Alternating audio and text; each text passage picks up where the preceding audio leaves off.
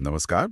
आज हम एक काफी चर्चित सरकारी भर्ती पर बात करने वाले हैं। जी ये बिहार लोक सेवा आयोग मतलब बीपीएससी की तरफ से आई है। हाँ, सहायक शिक्षा विकास अधिकारी की एईडीओ जिसे कह रहे हैं। बिल्कुल। विज्ञापन संख्या 87/2025। हमारे पास जो भी जानकारी है, ऑफिशियल दस्तावेज हैं, आज हम उसी पर गहराई से बात करेंगे। जी, कोशिश रहेगी कि सारी जरूरी बातें सामने रख सकें। हाँ, मतलब हमारा मकसद यही है कि इस पूरी भर्ती प्रक्रिया की मुख्य बातें क्या हैं वो समझें। खास तौर पर उन लोगों के लिए जो शिक्षा क्षेत्र में सरकारी नौकरी देख रहे हैं बिहार में। और जानना चाहते हैं कि भाई इसमें क्या है उनके लिए, क्या अलग है। बिल्कुल। क्योंकि पहली चीज जो ध्यान खींचती है वो तो पदों की संख्या है 935। हाँ, वो तो है ही, काफी बड़ी संख्या है। लेकिन एक और चीज है जो शायद ज्यादा दिलचस्प है, वो है इसकी पात्रता। उस पर हम आएंगे। जी जरूर। चलिए तो शुरू करते हैं, देखते हैं क्या जानकारी है हमारे पास। हम्म। तो जैसा हमने कहा, बीपीएससी ने सहायक शिक्षा विकास अधिकारी यानी एईडीओ के लिए 935 पद निकाले हैं। जी हाँ, 935 पद। ये अपने आप में एक बड़ी घोषणा है बिहार के शिक्षा विभाग के लिए। बिल्कुल। ये क्या दिखाता है, मतलब कोई बड़ा प्रशासनिक फेरबदल या विस्तार? कह सकते हैं इतनी बड़ी संख्या में अधिकारियों की भर्ती का मतलब है कि जमीनी स्तर पर शिक्षा प्रशासन को शायद मजबूत करने की कोशिश हो रही है। और इन पदों का कोई श्रेणीवार ब्यौरा है, मतलब आरक्षण वगैरह? हाँ हाँ, बिल्कुल। जानकारी में वो दिया गया है जो राज्य की आरक्षण नीति है उसी के हिसाब से है। क्या अनारक्षित यानी जनरल कैटेगरी के लिए 374 पद हैं। 374 अनारक्षित, ठीक है। और बाकी में देखिए ईडब्ल्यूएस के लिए 93 पद, अनुसूचित जाति एससी के लिए 150 और एसटी के लिए 10 पद हैं। 150 और 10, ओके। हाँ, फिर अत्यंत पिछड़ा वर्ग ईबीसी के लिए 168 पद। 168 ईबीसी। हाँ, और पिछड़ा वर्ग बीसी के लिए 112। क्या कि ये संख्याएं मतलब फाइनल मानी जाती हैं, लेकिन स्रोतों में ये भी लिखा होता है कि इनमें बदलाव हो सकता है आगे जाकर, अच्छा, वो एक स्टैंडर्ड क्लॉज होता है। जरूरत के हिसाब से। जी हाँ, पर अभी के लिए तो यही आंकड़े हैं जिन पर ध्यान देना है। ठीक है, ये हुई पदों की बात। अब आते हैं सबसे जरूरी सवाल पर। आवेदन कब और कैसे? तारीखें क्या हैं? तारीखें बिल्कुल साफ है। ऑनलाइन आवेदन भरने की प्रक्रिया शुरू हो रही है 27 अगस्त 2025 से। 27 अगस्त से, ठीक है। और आखिरी तारीख? आखिरी तारीख है 26 सितंबर 2025। यानी पूरा 1 महीना मिल रहा है। जी, ठीक 1 महीने का समय है। 1 महीना वैसे तो काफी होता है, पर आखिरी दिनों में भीड़ हो जाती है अक्सर। बिल्कुल, इसलिए हमेशा यही सलाह दी जाती है कि भाई इंतजार मत कीजिए। हाँ, सर्वर वगैरह की दिक्कत हो सकती है। जी, समय से भर देना ही सबसे अच्छा रहता है। सही कहा। चलिए, ये तो हुई तारीखों की बात। अब उस मुद्दे पर आते हैं जिसकी वजह से ये भर्ती इतनी चर्चा में है, पात्रता। हाँ, ये सबसे अहम है। खासकर शैक्षिक योग्यता। क्या है इसमें ऐसा जो अलग है? देखिए, यहीं पर यह भर्ती थोड़ी काफी अलग हो जाती है। जो जानकारी मिली है उसके अनुसार इस पद के लिए सिर्फ ग्रेजुएशन चाहिए। सिर्फ ग्रेजुएशन? जी, किसी भी विषय में? जी हाँ, किसी भी मान्यता प्राप्त विश्वविद्यालय से स्नातक की डिग्री, बस। अरे, मतलब बीएड की जरूरत नहीं है? नहीं, या टेट, जो शिक्षक पात्रता परीक्षा होती है? वो भी नहीं। बीएड या टेट, दोनों में से किसी की भी अनिवार्यता नहीं है। ये तो वाकई बहुत बड़ी बात है, खासकर जब पद का नाम है सहायक शिक्षा विकास अधिकारी। जी हाँ, यही इसका कह सकते हैं सबसे यूनिक पॉइंट है। ये पारंपरिक शिक्षक भर्ती के ढर्रे से बिल्कुल अलग है। इसके पीछे सोच क्या हो सकती है? मतलब क्यों हटाया गया ये? देखिए, उम्मीदवारों के लिहाज से तो ये बहुत अच्छा है। हाँ, दायरा बढ़ गया। बिल्कुल। अब हर वो ग्रेजुएट जिसने किसी भी विषय में पढ़ाई की हो वो इसके लिए पात्र हो सकता है, भले ही उनके पास बीएड या टीएटी ना हो। हजारों ऐसे युवा होंगे जो शिक्षा क्षेत्र में आना चाहते हैं पर उन्होंने वो पारंपरिक ट्रेनिंग नहीं ली। तो एक तरह से टैलेंट पूल बहुत बड़ा हो गया। जी, और दूसरी तरफ भर्ती करने वाली संस्था यानी बीपीएससी या सरकार के नजरिए से देखें, हाँ, तो शायद ये इस भूमिका की प्रकृति की तरफ इशारा करता है। मतलब ये कि सहायक शिक्षा विकास अधिकारी का काम शायद पारंपरिक क्लासरूम टीचिंग से अलग है। अच्छा। हो सकता है ये ज्यादा प्रशासनिक हो, मैनेजमेंट से जुड़ा हो या फिर विकासात्मक योजनाओं के कार्यान्वयन से, जैसे प्लानिंग करना, मॉनिटरिंग करना, स्कूलों का निरीक्षण। हाँ बिल्कुल, डेटा मैनेजमेंट, समुदाय के साथ कोऑर्डिनेशन, सरकारी स्कीमों को लागू करवाना, इस तरह के काम। तो फोकस पेडागॉजी पर न होकर सिस्टम के मैनेजमेंट पर है। ऐसा ही लगता है। शायद ये माना जा रहा है कि इस काम के लिए जरूरी स्किल्स जैसे एनालिटिकल स्किल, कम्युनिकेशन, प्लानिंग, ये एक सामान्य ग्रेजुएट में भी हो सकती हैं। इसके लिए शिक्षक प्रशिक्षण अनिवार्य नहीं है। ये तो सोचने का एक नया नजरिया है शिक्षा प्रशासन में। जी बिल्कुल। खैर, ये तो हुई शैक्षिक योग्यता। आयु सीमा भी एक अहम चीज होती है, उसका क्या है? आयु सीमा भी स्पष्ट बताई गई है। सामान्य श्रेणी के लिए 1 अगस्त 2025 को न्यूनतम 21 साल होनी चाहिए। न्यूनतम 21 साल और अधिकतम अधिकतम 37 साल। 21 से 37 साल जनरल कैटेगरी।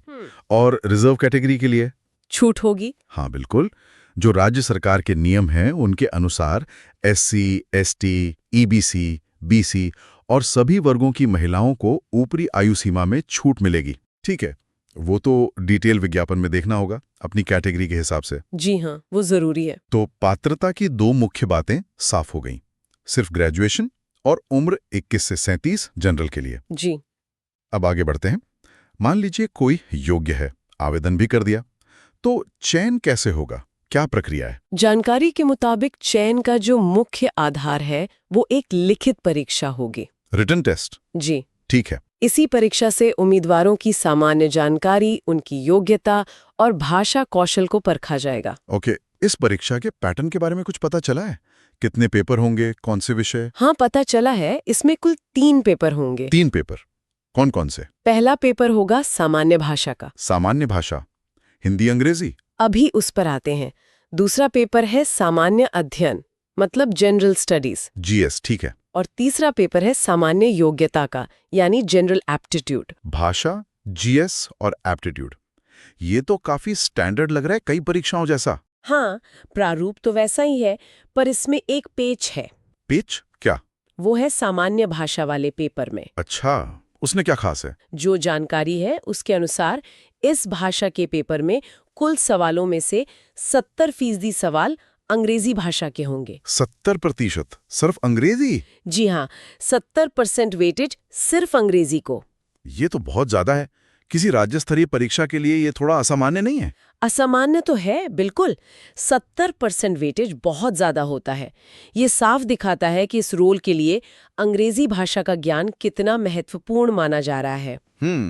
क्यों हो सकता है ऐसा? शायद इस पद के काम में राष्ट्रीय स्तर की एजेंसियों से संवाद करना हो। अच्छा। या अंग्रेजी में रिपोर्ट्स बनानी हो, या केंद्र सरकार की योजनाओं के दस्तावेज समझने हो, कुछ ऐसा हो सकता है। तो मतलब ये सिर्फ भाषा का टेस्ट नहीं, ये काम की जरूरत का भी संकेत है। लगता तो यही है। इसका सीधा असर तैयारी पर पड़ेगा। हाँ, उम्मीदवारों को अंग्रेजी पर बहुत ज्यादा फोकस करना होगा। बिल्कुल। GS और एप्टीट्यूड के साथ साथ अंग्रेजी में अच्छी पकड़ बनाना निर्णायक हो सकता है। ये सिर्फ पास करने वाला पेपर नहीं लगेगा, मेरिट में इसका बड़ा रोल होगा। ये जानकारी तो तैयारी करने वालों के लिए बहुत काम की है। जी। तो ये 3 पेपर की लिखित परीक्षा हो गई, इसके बाद भी कुछ है, इंटरव्यू वगैरह? देखिए, अभी जो संक्षिप्त जानकारी है उसमें सिर्फ लिखित परीक्षा का जिक्र है। अच्छा। हो सकता है जब विस्तृत अधिसूचना आए तो और स्पष्टता मिले, जैसे कोई मिनिमम क्वालिफाइंग मार्क्स या अगला चरण, पर अभी के लिए लगता है कि लिखित परीक्षा ही मुख्य है। समझ गया।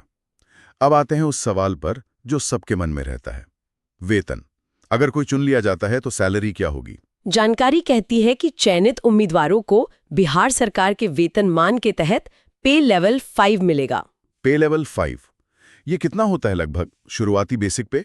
पे लेवल 5 में जो शुरुआती मूल वेतन होता है, बेसिक पे, वो 29,200 रुपए प्रति माह होता है। 29,200 रुपए बेसिक? जी। और इसके ऊपर फिर महंगाई भत्ता यानी DA, मकान किराया भत्ता, HRA और दूसरे जो भी भत्ते लागू होते हैं वो सब जुड़ेंगे। तो मतलब इन हैंड सैलरी इससे काफी ज्यादा बनेगी शुरू में। जी हाँ, बिल्कुल।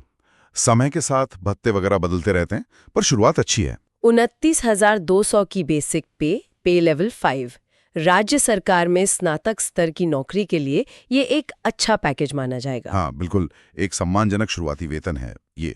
तो अगर हम सारी बातचीत को एक जगह समेटें जी, तो BPSC AEDO के 935 पद। हाँ। योग्यता सिर्फ ग्रेजुएशन, BEd TET नहीं चाहिए। सही।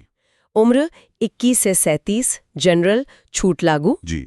चयन लिखित परीक्षा से, 3 पेपर, भाषा 70% अंग्रेजी, GS और एप्टीट्यूड। बिल्कुल। और वेतन पे लेवल 5, शुरुआती बेसिक 29,200 रुपए।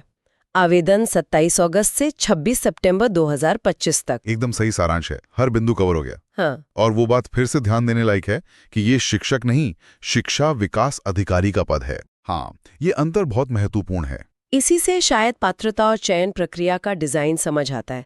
भूमिका शायद प्रशासनिक और विकासात्मक ज्यादा है। जिसके लिए अलग तरह के स्किल्स चाहिए। जी, और शायद इसीलिए अंग्रेजी पर इतना जोर है।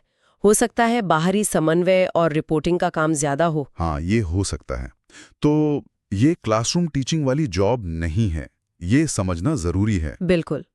इससे उम्मीदवारों को तय करने में आसानी होगी कि यह उनके लिए सही है या नहीं। तो ये थी बिहार सहायक शिक्षा विकास अधिकारी भर्ती 2025 से जुड़ी सारी अहम जानकारी जो हमें मिली। जी, हमने कोशिश की कि जो मुख्य बातें हैं जैसे पद संख्या, योग्यता, आयु, परीक्षा पैटर्न और वेतन, वो सब स्पष्ट हो जाएं। उम्मीद है इससे जो लोग रुचि रखते हैं उन्हें काफी मदद मिलेगी। हाँ, 935 पद, बिला बीएड टेट के स्नातक की पात्रता, 70% अंग्रेजी वाला भाषा पेपर और पे लेवल 5, ये सब मिलकर इसे एक बहुत ही विशिष्ट अवसर बनाते हैं।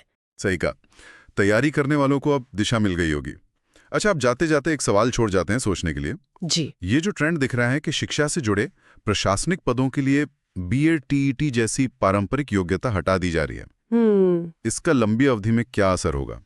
क्या ये शिक्षा प्रशासन के लिए जरूरी स्किल्स की परिभाषा बदल रहा है? ये सोचने वाली बात है। क्या भविष्य में ऐसी भूमिकाओं के लिए मैनेजमेंट या सामान्य प्रशासनिक क्षमता को शिक्षण अनुभव से ज्यादा महत्व दिया जाएगा?